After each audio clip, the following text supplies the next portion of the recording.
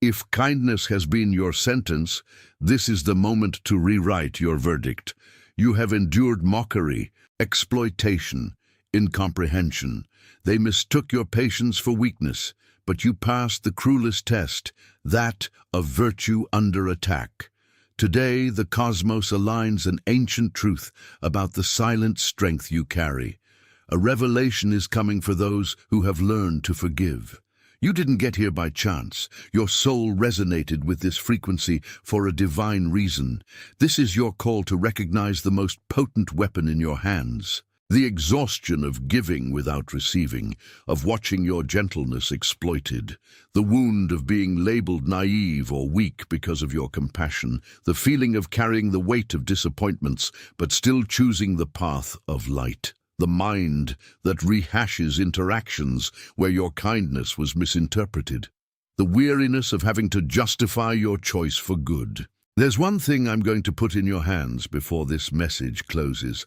Something Solomon recorded for the child of God who needs to navigate the underestimation and exploitation of their kindness, and it fits in your pocket. It's not a book to study, it's an instrument to bear the weight of what you carry. I'll get back to that. For now, stay. The loneliness of not finding someone who understands your choice of kindness, the fear of becoming bitter and losing your essence, and about exactly that, about the next look of contempt and the weight of your good intentions being distorted. I've already left the instrument waiting for you in the first pinned comment. If you need to leave before the end, it's there, but stay, because the Hebrew name of what's happening to you hasn't been spoken yet. Have you ever felt that this sensation of your kindness being interpreted as weakness is not just human, but spiritual? What if this pattern of turning the other cheek is a sign that there's a battle against the purpose God has placed over your life? It was in seeking answers to this that I found this digital guide called the Solomon Code. This guide is not just a read, it's a key to spiritual understanding, a tool made for those who wish to see beyond appearances, to stop treating others' incomprehension as a mere discomfort, and to understand why malice rises with such force against those who bear a mark of God. Many chosen ones here on the channel have already felt the call of the code, but haven't yet made the decision to download the digital guide. Download it right now. It's available in the first pinned comment. If you're one of the first to download it, come back here and write Amen. This will be your act of faith. And today, God can show you the reason why malice rose against your life. Here are 5 specific signs you'll recognize in yourself. The involuntary vigil of compassion. The mind that won't shut off, replaying interactions where your kindness was exploited, searching for the why. The sacred detour of response. The ability to respond to aggression with peace, but feeling the emotional cost of that choice. The silent altar of family. The pain of seeing your kindness abused by those who should protect you, but you remain silent to maintain peace. And about this scene, the loneliness of feeling your kindness is a burden instead of a gift. The weight of not being understood. I've already left the instrument waiting for you in the first pinned comment. If you need to leave before the end, it's there. But stay, because the Hebrew name of what's happening to you hasn't been spoken yet. The inexplicable peace in chaos. Even in the face of betrayal, an inner stillness that frightens you because it shouldn't feel normal. The solitude of the giver. The feeling of being alone on the path of virtue, surrounded by those who only think of themselves. Now, I give you the technique of the shield of compassion, anchored in Proverbs 25, 21-22, ESV. If your enemy is hungry, give him bread to eat, and if he is thirsty, give him water to drink, for you will heap burning coals on his head, and the Lord will reward you. Step 1. Recognize the attack without absorbing it. See hostility as a projection of another's pain. Step 2. Create an energetic barrier of unconditional love around yourself. It's not to retaliate, but to protect your own frequency. Step 3. Respond with an unexpected gesture of kindness, if possible and safe, which breaks the aggressor's pattern and disarms the situation. And if you feel right now that this is exactly what you need, even before I continue, place your thumb now on the link in the first pinned comment. Don't click yet, just place your thumb. Feel the weight of the decision before making the decision. This guide isn't a method to do more, it's an instrument to sustain more. It doesn't train you, it covers you. And the next time they underestimate, you will arrive sooner than it seems. And it comes with 2 seals for your home, not for your performance. The first seal is the ritual of the righteous sleep. It's an audio. You don't read, you lie down. And what you used to call insomnia, today you'll call an unsealed vigil, and you'll learn to seal the night with the right name, in the right order, in the right voice. The second seal is the awakening of clarity, the 7 morning decrees. 7 short phrases, 1 for each morning of the week. So you no longer wake up without identity, so you cross the first hour of the day with the posture of one who has been sent, not one who has been run over. You have a 7-day unconditional guarantee to use and feel it. 7 full days. If in 7 days the instrument hasn't touched what needed to be touched in you, if clarity hasn't arrived, you send an email and get your money back. No questions asked, no justification. And the 2 seals, the ritual and the decrees, remain with you even if you return it. They are yours, unconditionally. But I need to be direct with you. The real risk isn't spending less than 2 coffees. The real risk is the next time they underestimate you arrives and you're still empty-handed. That's the risk with a face. And it's about that face I need to speak with you now, and perhaps you're asking yourself some questions that deserve answers before we proceed. My kindness has always led to me getting hurt. How can I trust again? It's because the kindness that was wounded wasn't armed with wisdom. If I'm so compassionate, won't I be exploited again? With the shield of compassion, you're not exploited, you disarm. How can compassion be a weapon against those who only want my harm? Compassion disarms, not for the other, but for you to maintain your integrity.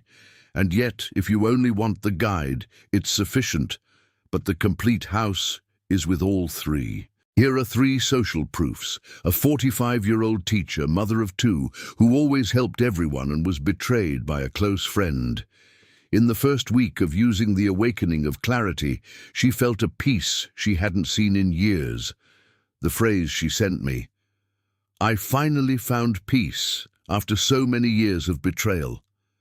A 55-year-old father, small business owner, who always gave employees chances and was targeted by sabotage. Using the ritual of sleep, he managed to sleep deeply for the first time in months. The phrase he sent me, "This is the first time I've truly slept without the burden of betrayal." A 28-year-old young woman, a volunteer in social causes, who felt exhausted from giving so much and receiving so little recognition.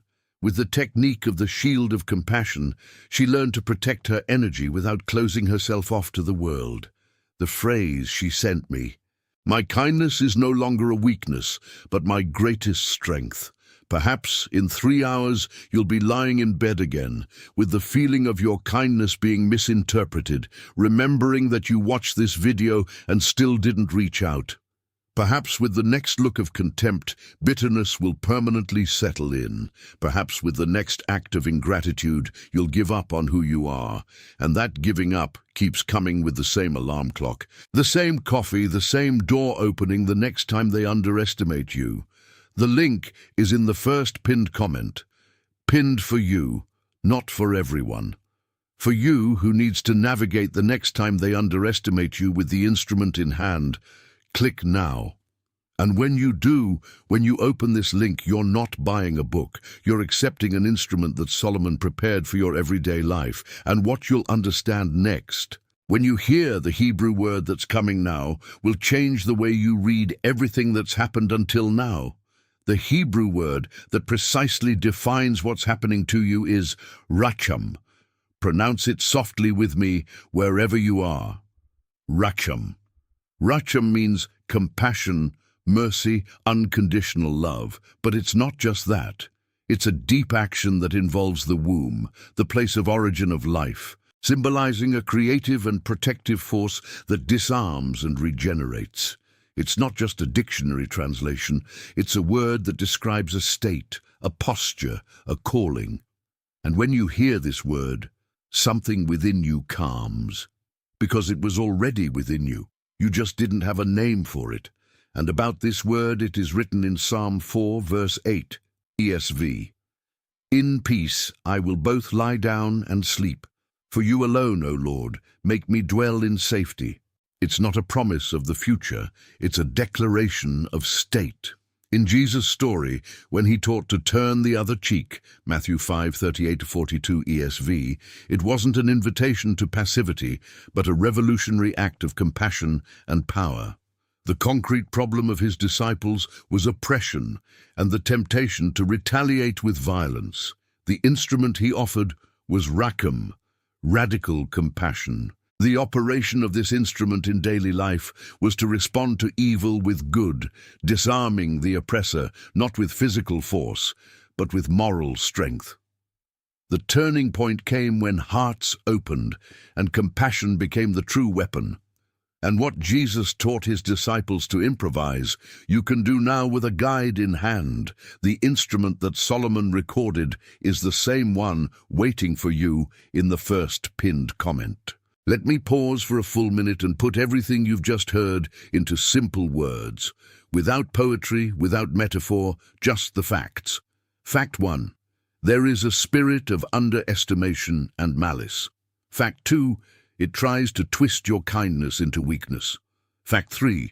Jesus and Solomon were targets of this same attack and taught the strength of compassion. Fact 4.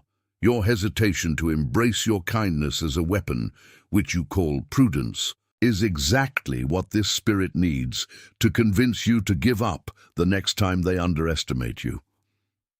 There are 3 types of calling now being tested by the spirit of underestimation and malice. You are one of these 3 types. When I name yours, your spirit will leap in recognition. The first type is the guardian of light, one whose kindness illuminates, but who is a target of shadows. The adversary tries to extinguish your light with disillusionment. The second type is the bridge builder, one who unites but who sees their bridges burned by envy. The adversary tries to isolate you. The third type is the silent healer, one who offers healing and is met with wounds in return. The adversary tries to make you doubt your gift. And for your type, heaven had already sealed 3 names. The first name is the sower of peace. Their presence calms storms. Their word sows harmony. Solomon's instrument teaches you to maintain your frequency amidst chaos. The second name is the lighthouse of resilience. Their unwavering kindness guides others in darkness. Solomon's instrument teaches you to shine brighter even under attack. The third name is the architect of grace. They build beauty and forgiveness where others see ruin. Solomon's instrument teaches you to turn wounds into bridges. If one of these 3 names resonated most strongly with you, write the number here below in the comments. 1, 2, or 3. This is your first act of taking possession of your identity. And in these 3 spheres, the adversary has specific tactics. Against the sower of peace, they attempt discord. The weapon is unwavering unity. Against the lighthouse of resilience, they attempt disillusionment. The weapon is firm hope.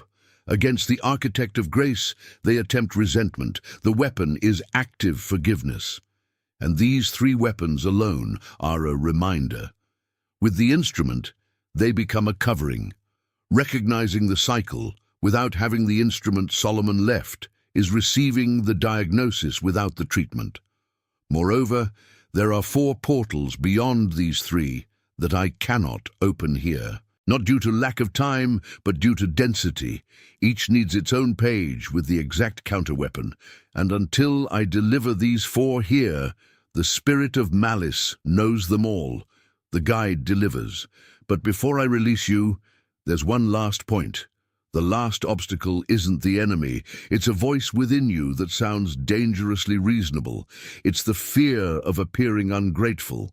It's the fear that by accepting an instrument, you're telling God that what He's already done wasn't enough.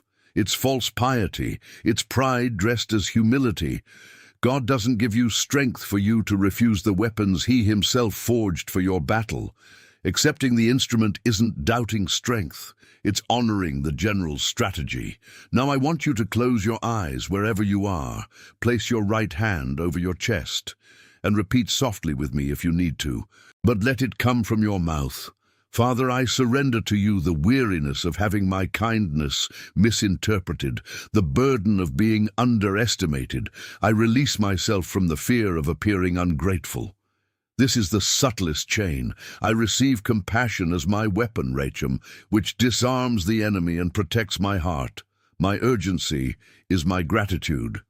And I now receive the 3 names that have been sealed upon me: Sower of Peace, Lighthouse of Resilience, Architect of Grace. Not for me to boast, but for me to remember, for me to navigate what's to come with them on my lips, in my posture, in my heart. And before the voice that comes now, I need you to hear one thing. The intensity of what you've been through in recent months isn't proof that something is wrong with you. It's proof that you are exactly where you always knew you should be. If this resonates with you now, right below, I receive the turning point. And now the Father's voice. Listen, son, daughter, I saw you. I saw you endure underestimation and respond with love. I never lost sight of you. I never closed the seat at my table that bears your name. Your name is engraved on the palms of my hands. The chair is yours. The pride in your compassionate heart was never withheld from you. And there's a voice speaking in you now. A voice that says, "This isn't for me. It's for someone with greater faith.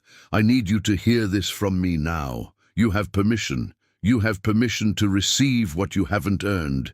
You have permission to occupy the chair at the table without having to justify. You have permission to let die the version of yourself that needed to suffer to feel worthy." Solomon didn't prepare this instrument for one who is already ready. He prepared it for one who is tired. And the one who is tired is you now. I now extend my hand towards your home and decree a seal of covering over everything that belongs to you, over your table, so that the peace that surpasses all understanding may reign. I declare a covering over your children and your spouse, if you have them. May they be guarded from malice and find compassion in their hearts. And I decree a covering over your work, over your hands. May every act of kindness be multiplied and divinely recognized. You are committed, you are commissioned, you are sent. You are committed, you are commissioned, you are sent. You are committed, you are commissioned, you are sent. Before I release you, I want you to walk with me to a room you haven't yet seen with your physical eyes. Don't force it. Just let the image arrive. There's a long, dark wooden table.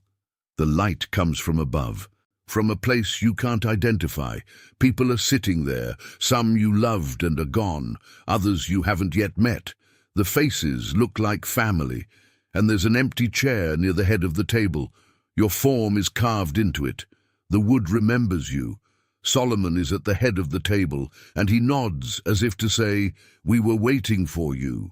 You are not creating this scene, you are remembering it. The chair has always been yours. Only you were missing. Don't say amen yet. Sit in that for a moment. Feel the weight of what just happened. Now you can say amen. The Solomon Code awaits you in the first pinned comment right here below, with the ritual of sleep and the 7 morning decrees for less than 2 coffees. because a sour of peace without covering rots the next time they underestimate you, and the adversary counts on the next time they underestimate you. It's not an expense, it's an instrument, and Solomon prepared it for you to navigate what's to come with a firm hand, not an empty hand, with a 7-day guarantee. The risk is ours, the hand is yours. Click now while the decree is still alive in your chest, not tomorrow, not after your bath, because whoever puts it off forever. And the adversary already knows that. In the next 3 hours, he will speak within you, not loudly, in sequence, 5 short phrases. This money could be used for something more practical, not for feelings. You already have a good heart. You don't need a guide for that. Wait a little longer. This kindness won't get you anywhere right now. This is for people who weren't as naive as you. Being compassionate makes you weak. It's not worth it. 5 waves. He tries from 5 angles. In one, you yield. Today, now. Before the next time they underestimate you, not after. Today. And Solomon will sustain you. And before you go, think of one specific person. Not many. One. The person whose name just came to you when I said this. The person who has been silent, faithful, unseen, being attacked in the same way. Someone who comes home carrying a burden that isn't theirs. Someone who needs the same sealing you just received. Send this video to them. They are waiting for this word to arrive. Perhaps it's your hand that will deliver it. It's not a favor, it's service, and heaven sees it. If you watch this video to the end, comment below, Amen received, and send this video to that specific person who came to your mind. It is done. What was delivered here has been delivered. You are not the same person you were when you pressed play. You are deeply loved. You were never forgotten. The chair is yours, and so it is sealed. The next time they underestimate you can wait another 10 seconds. May the wisdom from above be your foundation today. May your soul find rest until our next encounter.